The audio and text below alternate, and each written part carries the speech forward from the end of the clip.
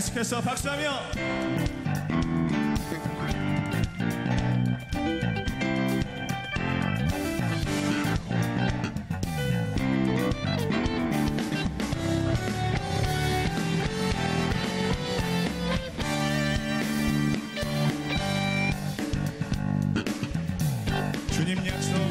주님 약속하신 말씀 위에서 영원토록 주를 찬송하리라.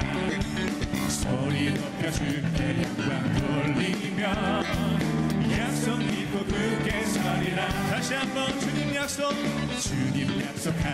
말씀 위에 세상 염려 내게 엄습할 때에 용감하게 힘써 싸워 이기며 약속 믿고 굳게 선포합시다. 굳게 서리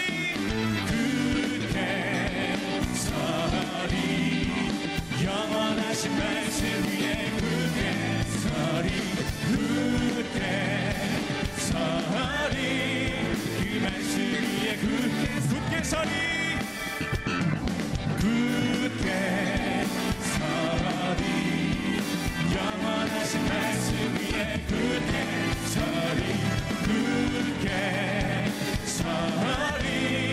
그 말씀 위에 굳게 서리라. 주님 약속하신 말씀 영원하신 주님의 사랑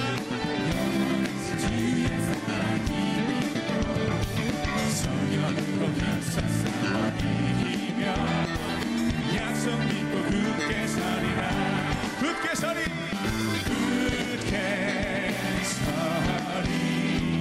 영원하신 말씀 위에 굳게 서리 그 말씀 위에 굳게 서리라. 주님 약속하신 말씀 성령 인도하는 대로 주님 품에 항상 약속 믿고 굳게 서리라. 아멘. 굳게 서리 영원하신 말씀 위에 굳게 서리 그 말씀 위에 굳게 확신 가지고 굳게 서리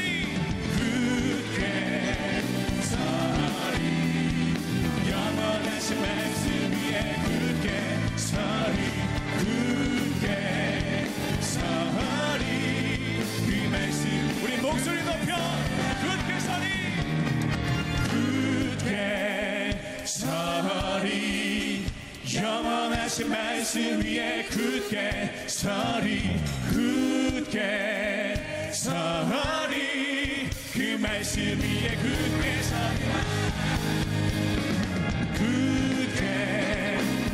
서리 영원하신 말씀 위에 굳게 서리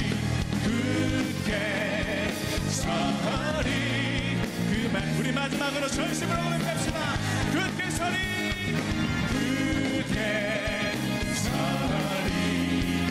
영원하신 말씀 위에 굳게 서리 그 말씀 위에 굳게 서리라. 그 말씀 위에 굳게 서리라. 그 말씀 위에 굳게 서리라. 할렐루야. 우리의 사냥의 유 되신 주님의 이름을 높여드립시다. 아멘.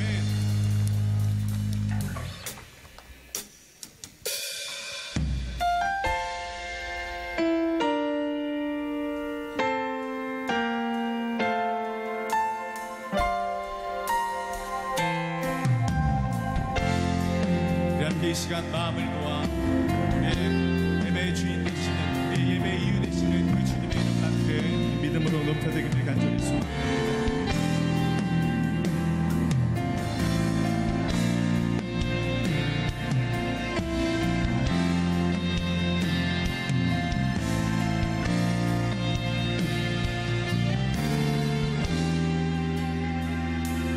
내 주 대신 주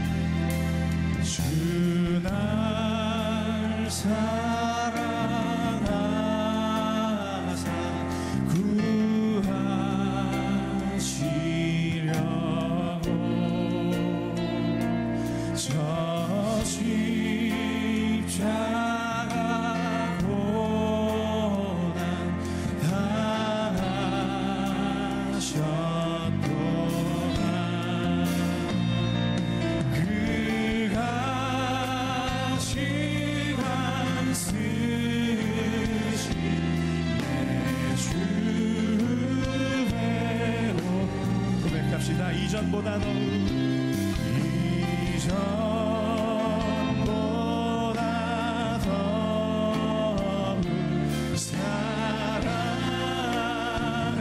계속해서 우리 사절로 그 영광의 나라 그 영광의 나라 다 들어가서 그 풍성한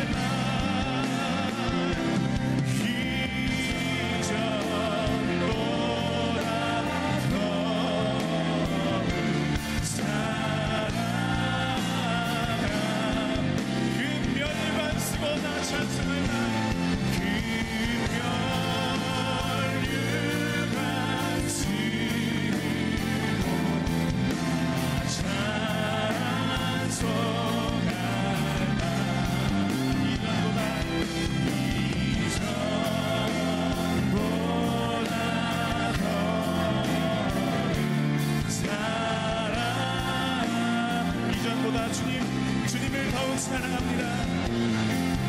이전보다 더욱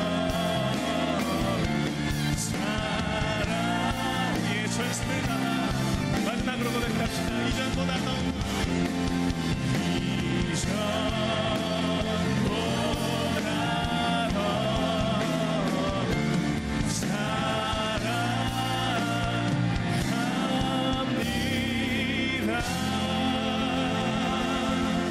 할렐루야. 주님 사랑합니다. 우리 박수에 올려줍시다.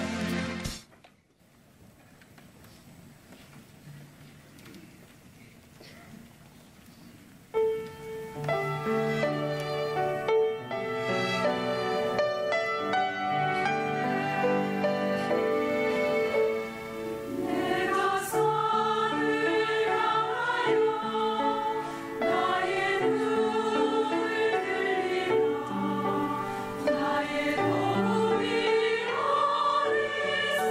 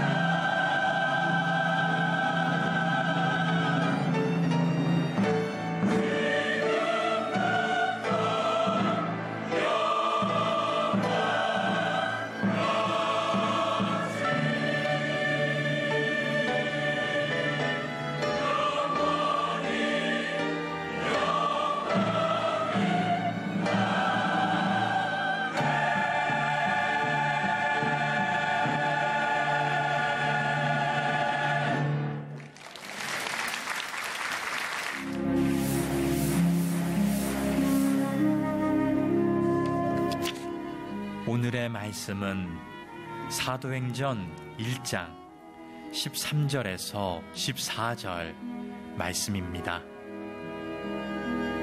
들어가 그들이 유하는 다락방으로 올라가니 베드로, 요한, 야고보, 안드레와 빌립, 도마와 바돌로메, 마테오와 및 알페오의 아들 야고보, 셀롯인 시몬, 야고보의 아들 유다가 다 거기 있어 여자들과 예수의 어머니 마리아와 예수의 아우들과 더불어 마음을 같이하여 오로지 기도에 힘쓰더라. 아멘. 지난 8월 초에 통계청에서 우리나라 음식점에 대한 통계를 발표했습니다.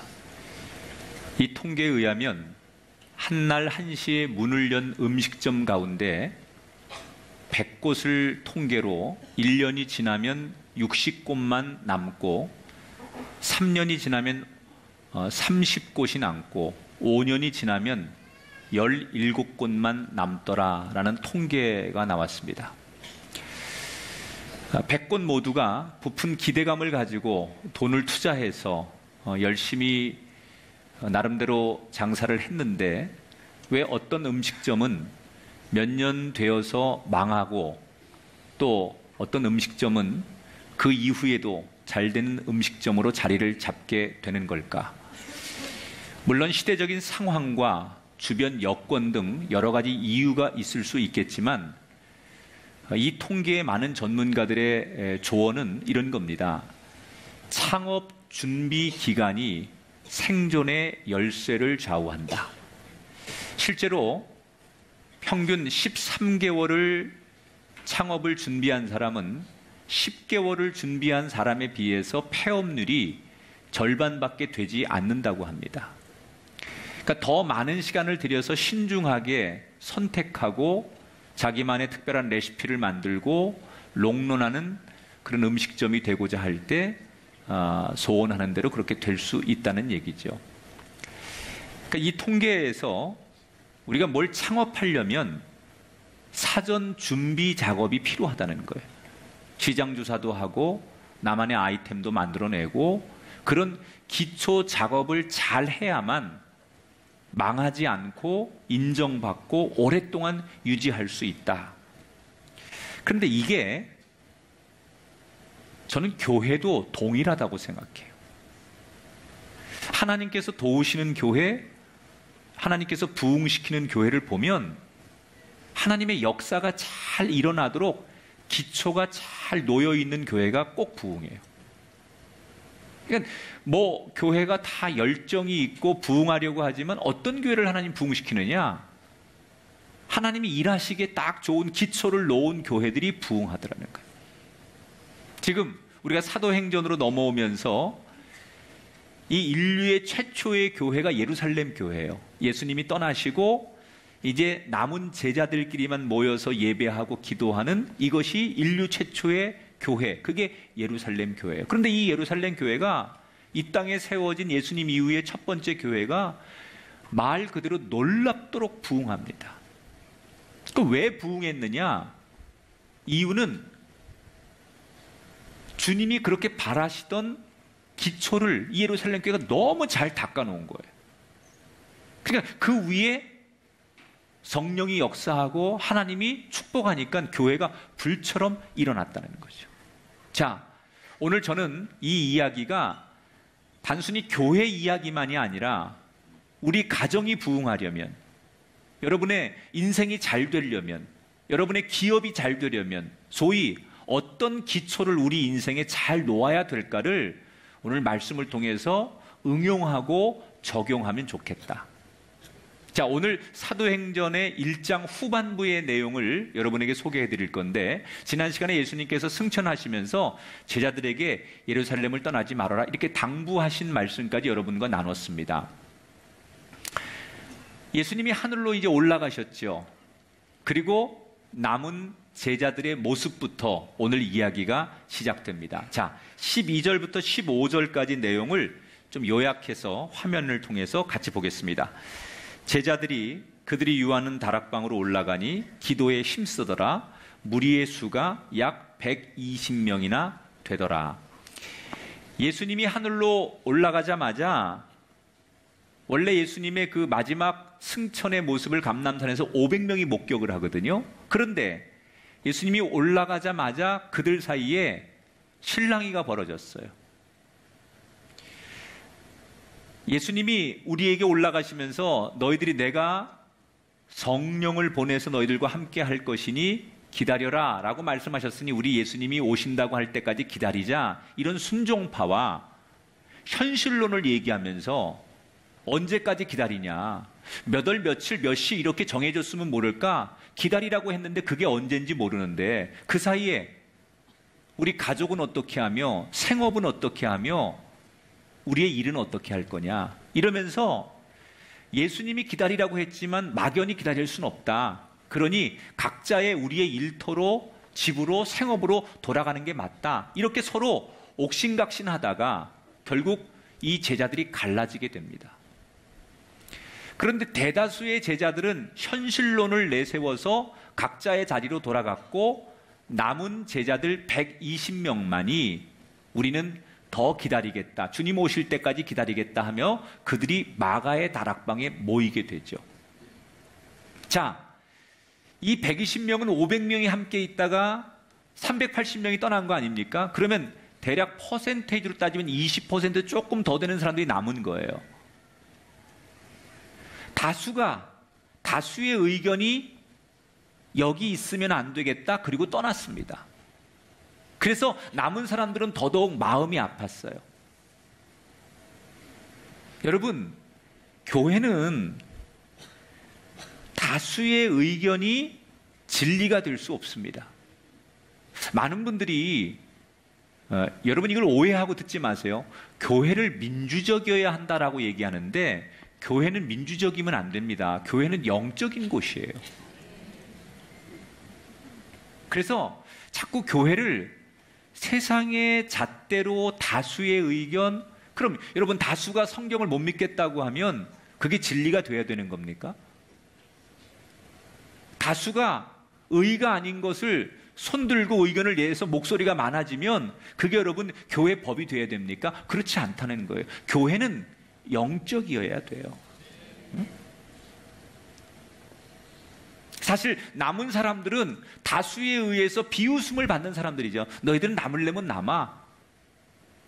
우리는 그렇게 동의하지 않아. 그리고 다수가 떠난 자리를 지켜야 하는 120명.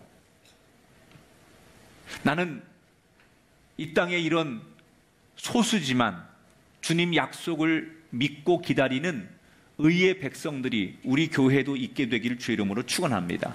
자, 이 120명이 모여서 주님이 약속하신 성령이 오기를 기다리며 성령을 달라고 기도하기 시작하는 거예요. 그런데 이 120명의 명단이 오늘 13절, 14절에 나오거든요.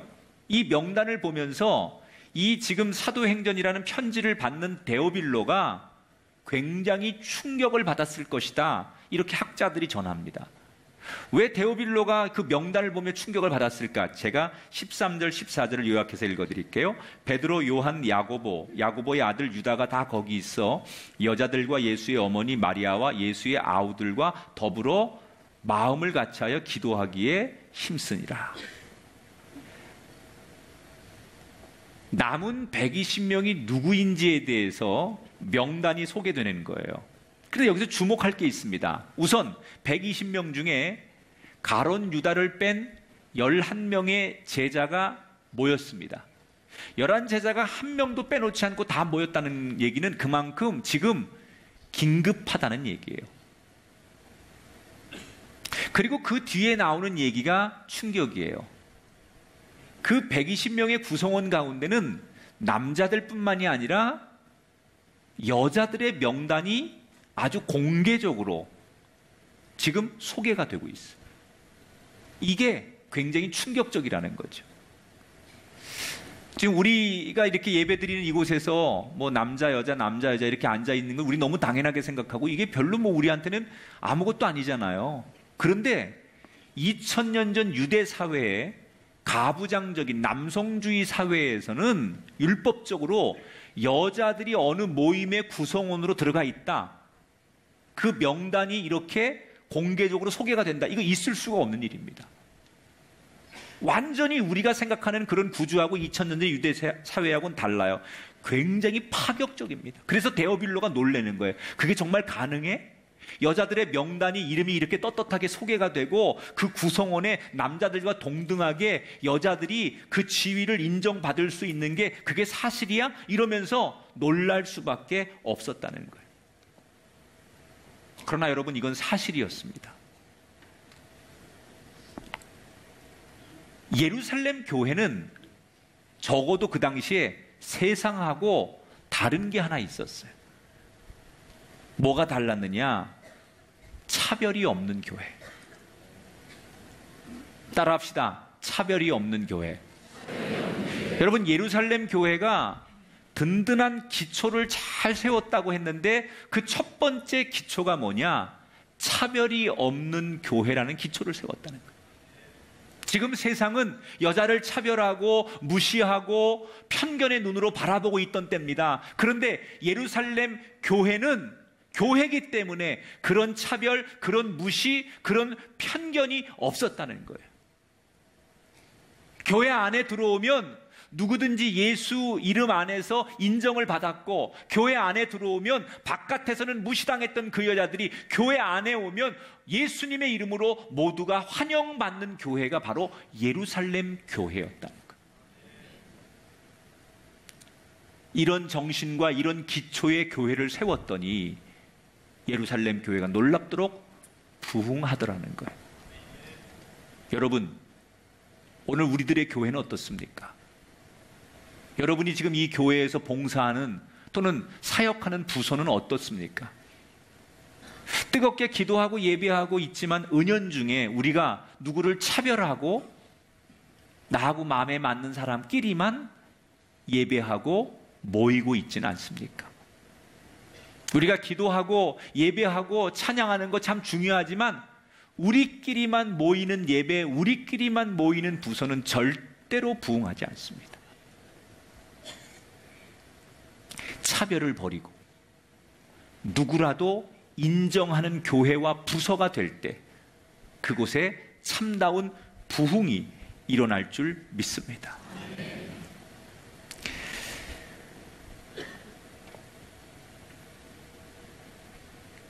사실 이 지금 마가의 다락방에 모인 사람들이 120명이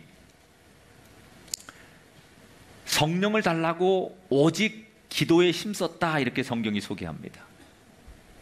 여러분, 저는 이게 교회가, 현대 교회가 조금 배워야 할 교회 본질이라고 생각해요. 이들이 문제를 해결하기 위해서 다음의 아젠다를 해결하기 위해서 토론하고 논쟁하고 회의하지 않았습니다.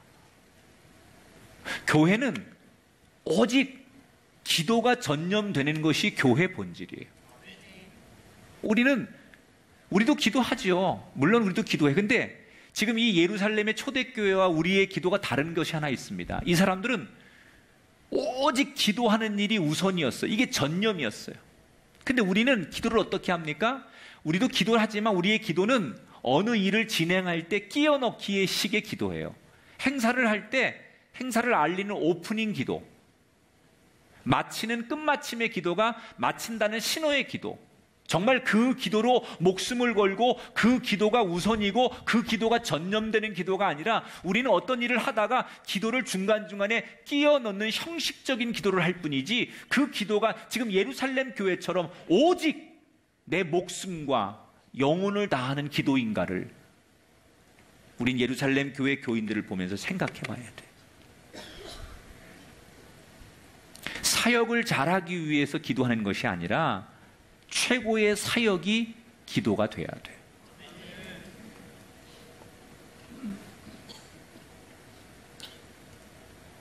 이 예루살렘 교회는 기도하면서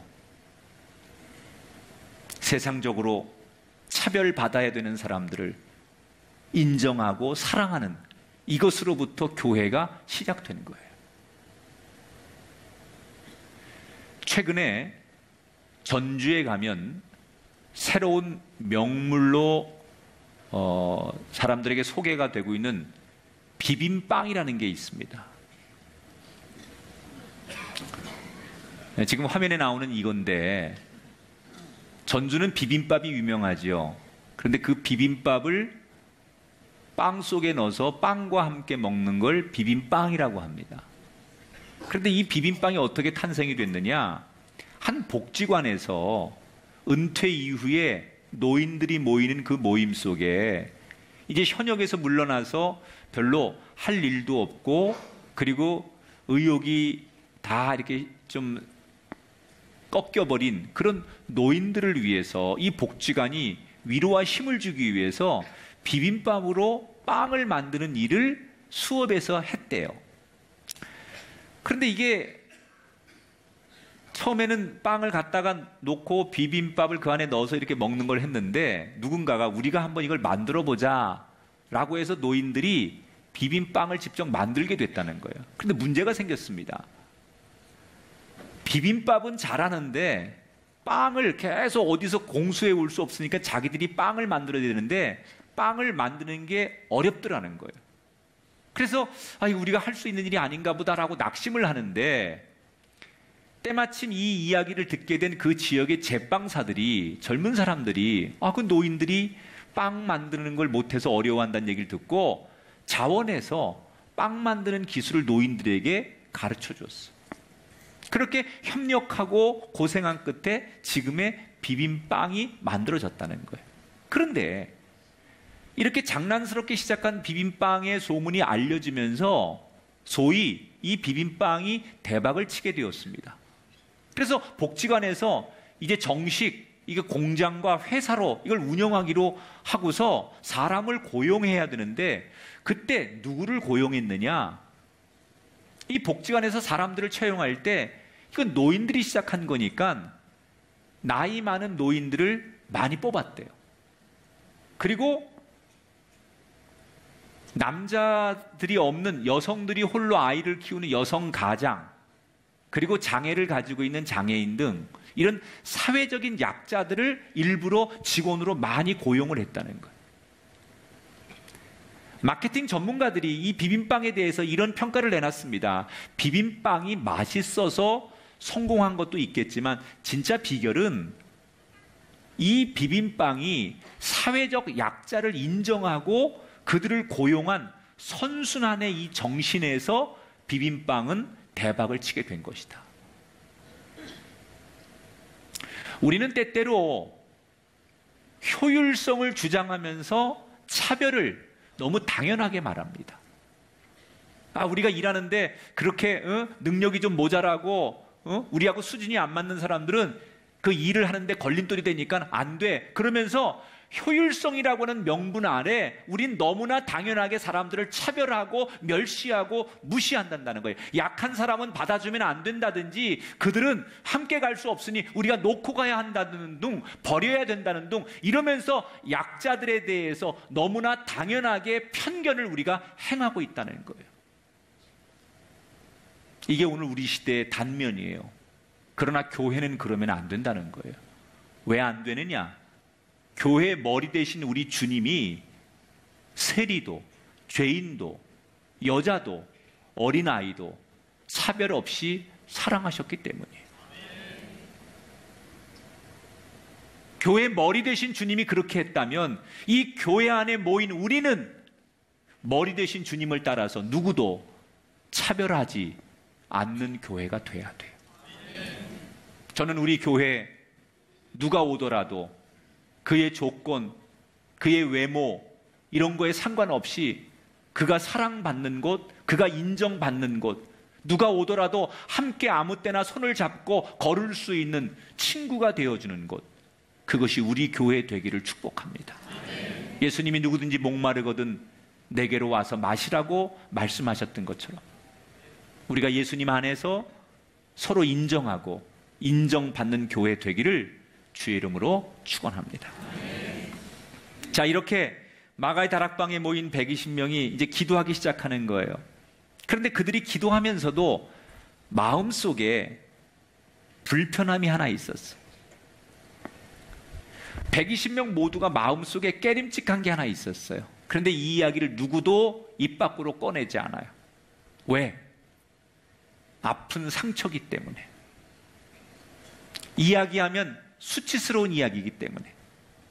그래서 마음으로는 모두 다 짐으로 가지고 있지만 아무도 꺼내지 않는 얘기 하나가 있었어요. 누구도 언급하지 않는 얘기 하나가 있었어요. 그것은 같이 동고동락하며 주님의 제자로 여기까지 왔다가 마지막에 예수님을 버리고 배신한 가룟 유다의 이야기예요. 이게 너무 마음 아픈 이야기고 너무 힘든 이야기고 자기들에게 너무 상처가 된 이야기이기 때문에 누구도 얘기를 하지 않아요. 그러나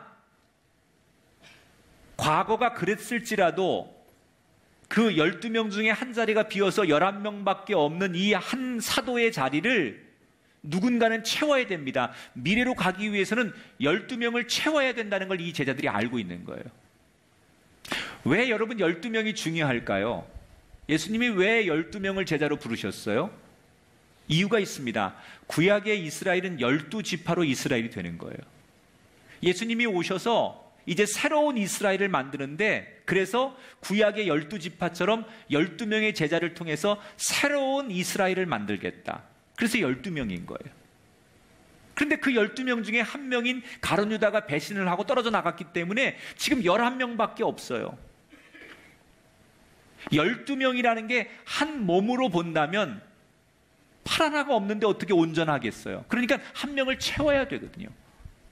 그래서 그 한 명을 채워야 되는데 그 한 명을 채우려고 하다 보면 가룟 유다의 얘기가 나와야 되고 그 얘기를 하다 보면 다시 상처를 끄집어내야 되니까 모두가 이 얘기를 안 하고 머뭇거리고 있었다는 거예요.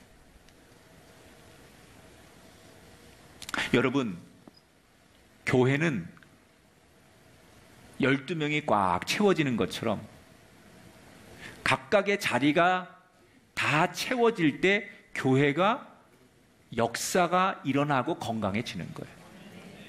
자동차가 여러분 수천 가지의 부품이 있는데 그 중에 뭐 부품 하나 나사 하나 없다고 자동차가 별일 있겠어? 별일 있습니다. 큰 교회 약점 중에 하나가 바로 그겁니다. 너무 교인들이 많으면 나 하나쯤은 뭐 그런 행사에 참여 안 하고 목사님이 하는 얘기에 내가 슬쩍 빠져도 교회가 뭐 우리 교회는 워낙 사람도 많고 뭐 우리 교회는 유능한 분들이 많으니까 되겠지. 그리고 나는 거기에 대한 참여 의사가 별로 없는 분들, 이게 큰 교회 약점이에요.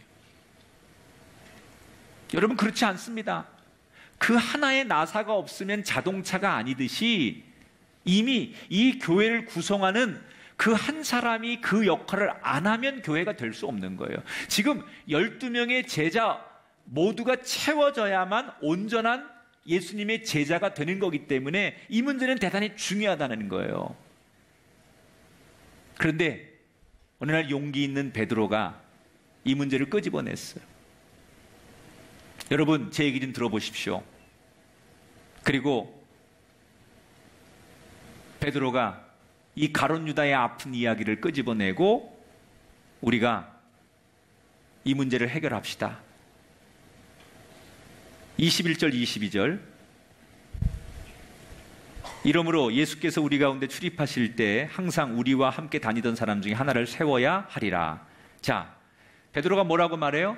한 사람을 세우자. 그런데 베드로가 뭐라고 연설을 하느냐? 여러분, 제가 기도 중에 하나님이 내게 감동을 주셨습니다. 제 얘기 들어보십시오. 가룟 유다가 우리를 배신하고 예수님을 배신하고 떠났습니다. 마음 아픈 일입니다. 그런데 여러분, 너무 우리가 이 문제에 집착하지 맙시다. 구약 성경에 시편 69편과 시편 109편에 보면 이미 하나님께서 다윗을 통해서 예수님을 배신할 사람이 있을 거라고 예언하셨습니다.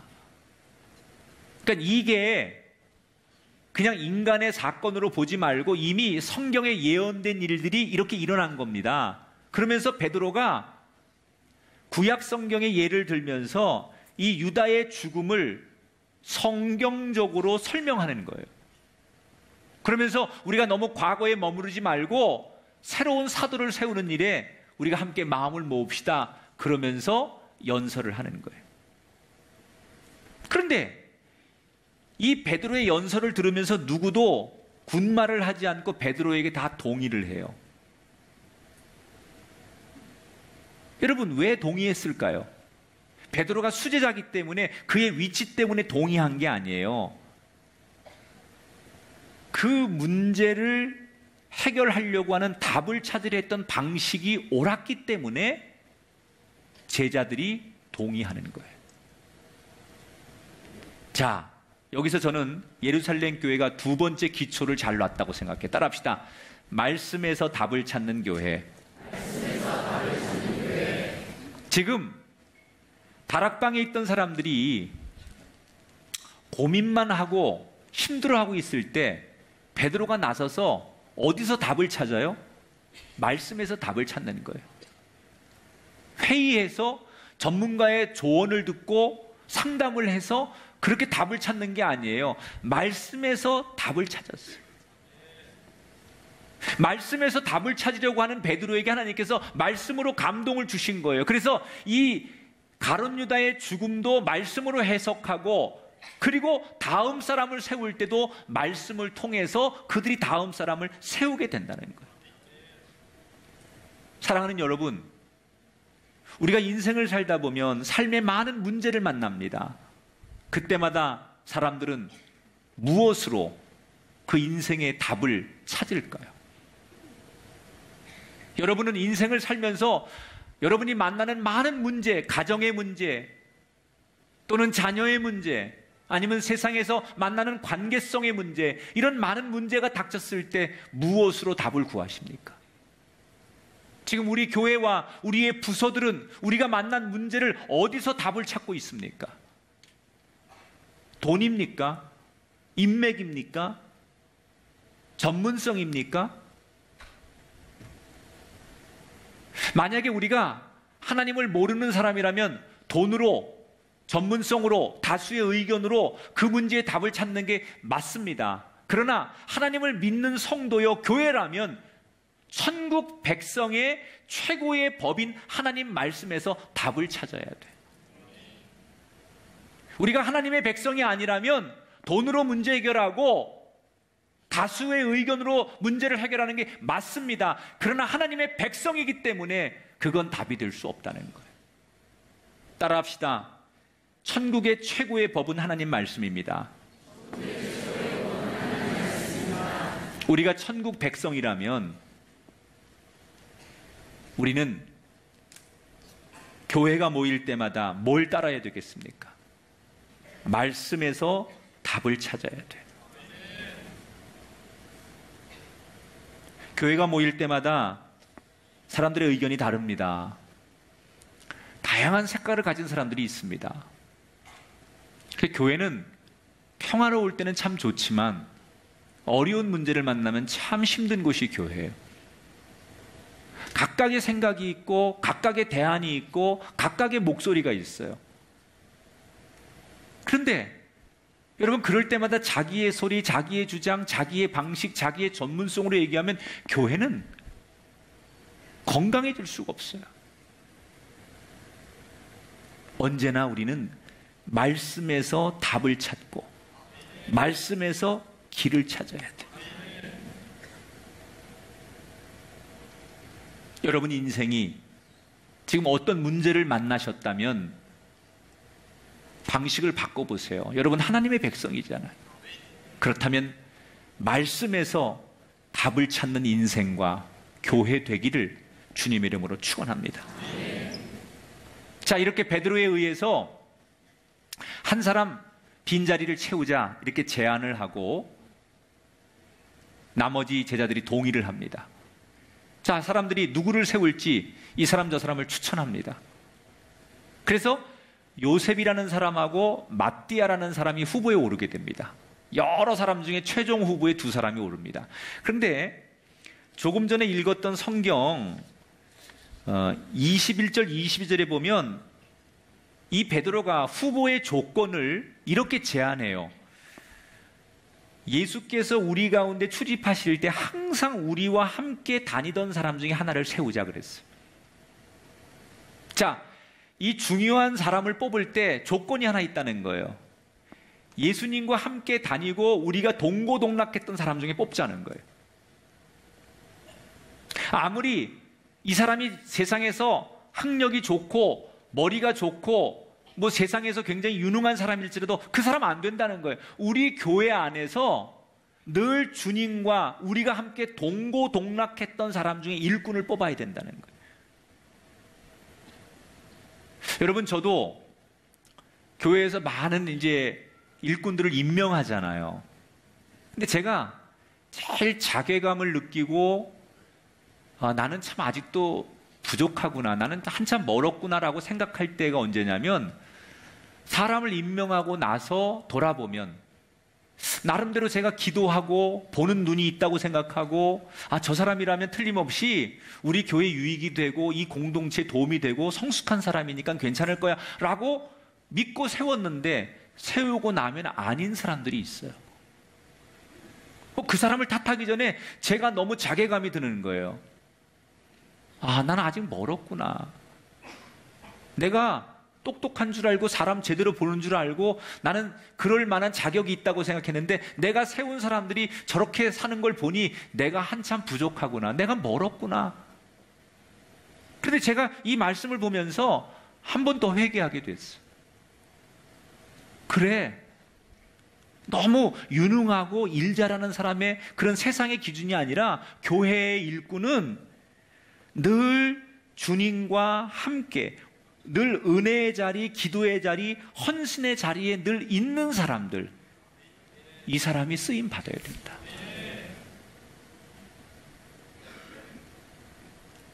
다시 말하면 하나님 눈에 친숙한 사람이어야 된다는 거예요. 여러분, 하나님의 눈에 친숙해야 되는 이유는 그래야 하나님의 증인이 됩니다. 이 사람이 굉장히 전문성이 있고 똑똑하고 리더십이 있고 일을 잘하는 사람입니다. 그런데 하나님과는 무관한 사람이에요. 별로 하나님과는 친숙하지 않은 사람이에요. 그러면 이 사람이 세상 일은 잘할 수 있지만, 사람과의 관계는 잘할 수 있지만 하나님에 대해서 증언할 수는 없잖아요. 결국 하나님의 일꾼을 뽑는다는 것은 꼭 똑똑하고 유능한 것만이 기준이 되면 안 되고, 하나님과 친숙한 사람, 다시 말하면 하나님 눈에 늘 밟히는 사람이어야 된다는 거예요. 여러분, 우리가 좀 무능해도, 우리가 좀 세상적으로 부족해도 하나님이 들어 쓰시는 사람 되려면 하나님의 눈에 밟히는 사람이 돼야 돼요. 늘 어느 곳에 있든지 어느 시간에든지 하나님 눈에 밟히는 사람. 저 사람은 새벽 예배 때도 내 눈에 밟히고, 저 사람은 어디 전도의 자리에도 내 눈에 밟히고, 저 사람은 식당에서 봉사하는 자리에도 어느 날 보면 늘 하나님의 눈에 밟히는 사람이 될 때, 그 사람이 하나님의 일꾼이 되고 그 사람이 쓰임받는 종이 될 줄 믿습니다. 아마 그런 조건으로 여러 사람이 추천되었고, 그 가운데 두 사람, 최종적으로 요셉과 마띠아라는 사람이 최종 결승에 올랐어. 어떻게 뽑을까? 두 사람 중에 제비뽑기를 합니다. 근데 이 제비뽑기는 우리가 오해하면 안 돼요. 우리도 가끔 뭐 사다리 타고 우리가 뽑기하고 가위바위보하고 이런 확률 게임 하잖아요. 근데 우리가 하는 건 확률 게임이지만 성경에서 말하는 이거는 굉장히 믿음에 입각한 행위예요. 자, 성경을 한번 볼게요. 24절, 25절. 제비를 만들고 그들이 뭐부터 하느냐? 기도부터 하는데 어떤 기도를 하느냐? 무사람의 마음을 아시는 주여, 우리 마음을 너무 잘 아시는 주여, 이 두 사람 중에 누가 주님께 택하신 바 되어 봉사와 사도의 직무를 대신할 자인지를 하나님 보시옵소서. 요행을 바라는 게 아니라 철저히 하나님의 살아계심, 하나님의 역사하심을 믿고 하는 거예요. 그러니까 우리가 하는 4분의 1의 확률이니까 이런 거하고 완전히 다른 차원에서 이 제비뽑기를 하는 거예요. 자, 그래서 그들이 기도하고 제비를 뽑았는데 누가 뽑혔습니까? 마띠아라는 사람이 뽑혔어요. 이 마띠아가 가룟 유다 대신 그 빈 공석이 된 남은 한 자리, 그래서 완전한 12사도가 채워지게 됩니다. 예루살렘 교회가 세워진 다음에 첫 번째 공식 사무를 사도 빈자리 하나를 세우는 걸로 사역을 마쳤어요. 자, 그런데 여러분 여기서 이런 생각을 한번 해보세요. 마띠아가 새로운 사도로 뽑혔는데 그러면 120명 모두가 정말로 다 만족했을까? 마띠아가 딱 뽑혔을 때 어떤 사람들은 진심으로 축하해 주는 사람이 있었을 거예요. 원래부터 마띠아가 됐으면 좋겠어. 난 마띠아를 추천했어. 저 사람이 더 나아. 이렇게 생각한 사람들에겐 문제가 없었어요. 그런데 문제는 요셉을 추천한 사람들, 요셉이 마띠아보다 더 나을 거라고 생각했던 사람들이 있었을 거예요. 요셉을 지지했던 사람들, 이 사람들은 자기들이 원하는 결과가 나오지 않았을 때 어떤 마음이었을까요? 분명히 서운했겠죠. 자기가 추천했던 사람, 자기가 지지했고 자기가 선택한 사람이 안 된 거에 대해서 섭섭한 마음이 있었을 거예요. 아니, 조금 더 강성은 아마 이거 결과가 조작된 것 같다. 나는 이 결과를 인정할 수 없다. 제비뽑기 다시 하자. 뭐 이러면서 시비를 걸고 문제를 제기하는 사람들도 있었을 수 있어요. 당연히 그럴 수 있잖아요. 그런데 오늘 성경에 보면 이 마가의 다락방에 있던 120명의 성도는 누구도 이 제비뽑기 결과에 의의를 달지 않고 승복을 합니다. 분명히 과정상에는 내가 선호하고 원했던 사람이 있었지만 결국 결론에 있어서는 마띠아를 사도로 세우는데 더 이상 누구도 의의를 제기하지 않아요. 어떻게 그렇게 성숙할 수 있었을까?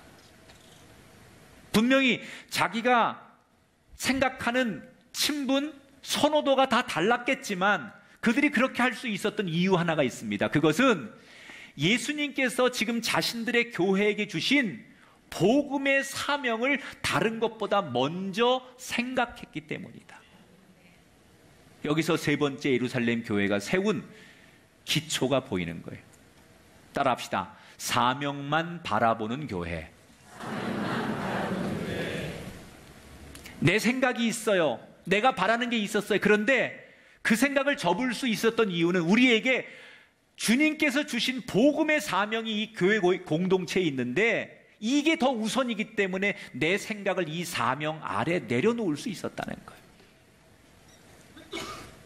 내가 좋아하지 않던 사람이라도 사명 때문에 협력하고 기쁘거나 슬프거나 어떤 사명, 어떤 생각 속에서도 어떤 상황 속에서도 사명을 기억하면서 그들은 힘을 냈다는 거예요. 그러니까 예루살렘 교회가 이렇게 기초를 잘 놓았기 때문에 그런 기초 위에 교회가 부흥하기 시작했다는 거예요.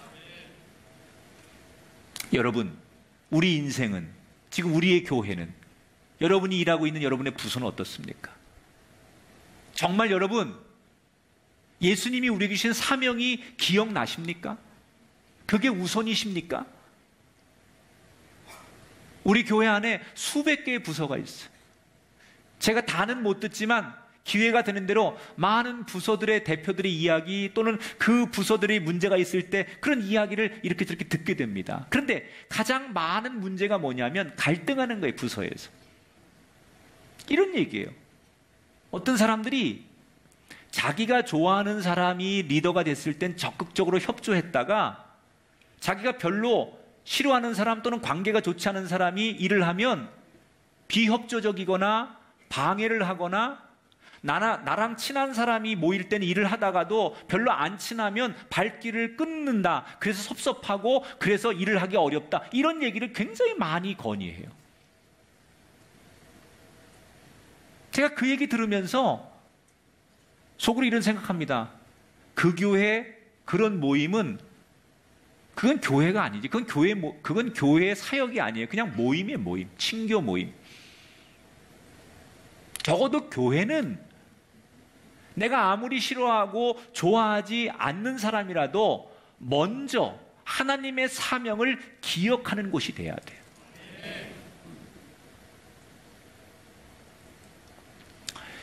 2차 세계대전이 일어나고 머지않아서 영국이 대단한 위기에 빠지게 됩니다. 그 당시 영국은 보수당의 총수이자 총리였던 윈스턴 처칠이 영국을 이끌고 있었습니다. 그런데 나라가 너무 어려움에 처하자 윈스턴 처칠이 결단을 하지요. 노동당 총수였던, 자기하고는 정치적 정적이었던 클레멘트 애틀리라고 하는 사람에게 부총리가 되어서 나를 좀 도와달라. 지금 우리 나라가 너무 어려우니 함께 이 어려움을 이겨나가자. 그리고 자기에게 라이벌 관계였던 애틀리에게 부총리를 제안하게 됩니다. 근데 애틀리가 사실 이 처칠의 제안을 거절을 해야 돼요. 정치적으로. 왜냐하면 윈스턴 처칠은 이미 정치적으로 굉장한 위기에 빠져 있었거든요. 그래서 처칠이 조금만 더 위기에서 패배하면 총리직은 이제 자기께 되는 거예요. 그래서 이걸 알고 있는 애틀리는 정치적인 만약에 액션을 취하면 그냥 협조 안 하고 부총리를 안 받는 게 자기가 승리할 수 있는 길인 걸 압니다. 그러나 애틀리는 그런 것 전혀 고민하지 않고 처칠을 도와서 부총리를 맡고 처칠을 돕기 시작합니다. 그때부터 두 사람은 함께 모여서 국가의 중요한 정책을 결정해 나갑니다. 그럴 때 야당이 만약에 반발을 하면 그 야당의 당수였던 애틀리가 직접 가서 사람들을 설득하는 거예요. 자기 당원들을. 그런데 사실은 이 처칠과 애틀리는 성격, 정치적 성향 이런 게 너무 달랐다는 거예요. 처칠은 굉장히 호탕하고 보수적이고 남성적 스타일로 정치를 하는 사람인데 애틀리는 굉장히 꼼꼼하고 아주 얌전한 모범생 같고 여성적 스타일로 정치를 하는 사람이에요. 너무 달라도 너무 다른 이 두 사람. 그런데 너무 그렇게 다른 이 두 사람이 어떻게 손을 맞잡을 수 있었을까? 그 이유는 모두가 우리는 영국 국민을 지켜야 된다는 공통의 사명을 알고 있었기 때문이라는 거예요. 너와 내가 이기는 게 문제가 아니라 내 자리가 문제가 아니라 위기에 빠진 이 나라의 국민들을 지키는 것, 이것이 정치의 사명이라는 것을 두 사람이 공유했기 때문에 라이벌이지만 함께 손을 잡고 영국의 위기를 넘길 수 있었다는 거예요. 국가는 어떤 상황 속에서도 국민을 먼저 지키겠다는 사명을 바라봐야 돼요. 교회도 마찬가지예요. 우리가 무슨 일이 있어도 하나님이 우리에게 주신 하나님 나라에 대한 사명이 먼저여야지, 이 사명은 잘 안 보이고 내가 생각하는 것만 먼저 보고 그것을 바라보고 나가면, 그것에 의해서 우리가 살아가면 그것은 교회일 수 없다는 거예요. 여러분, 우리 교회와 우리의 인생이 우리에게 주신 사명을 바라보는 교회와 인생 되기를 축복합니다. 말씀을 맺겠습니다. 건축을 하거나 우리가 창업을 할 때도 마찬가지입니다. 그런 것처럼 교회도 기초가 튼튼해야 부흥합니다. 오늘 예루살렘 교회가 우리에게 이런 교회가 되라고, 이런 기초를 세운 다음에 미래로 가라고 말하고 있지 않습니까? 차별 없는 교회가 되어라. 사람 위에 사람 없고 사람 밑에 사람 없다고 했습니다. 교회는 달라야 됩니다. 세상엔 서열이 존재합니다. 세상에는 지위가 존재합니다. 그러나 교회는 때로는 그 높은 지위가 낮은 사람을 위해 섬기는 지위가 되고 세상하고 달라야 됩니다. 누구도 차별하지 마십시오. 나랑 안 맞는 사람에 대해서 비난하지 마십시오. 교회는 달라야 합니다. 혹시 교회가, 공동체가 문제가 생기거든 너무 사람들의 머리, 경험 의지하지 마시고 조용히 말씀에서 답을 찾고 말씀에서 대안을 찾는 그런 교회가 되기를 축복합니다. 무엇보다 우리는 사명자들입니다. 하나님이 우리에게 맡기신 이 시대의 사명, 교회의 사명이 있습니다. 그 사명을 바라보십시오. 그럴 때 하나님이 저와 여러분을 축복하시고 인정하시고 이 교회와 더불어 우리의 생을 아름답게 부흥시켜 사용하는 멋진 인생과 교회가 될 줄 믿습니다.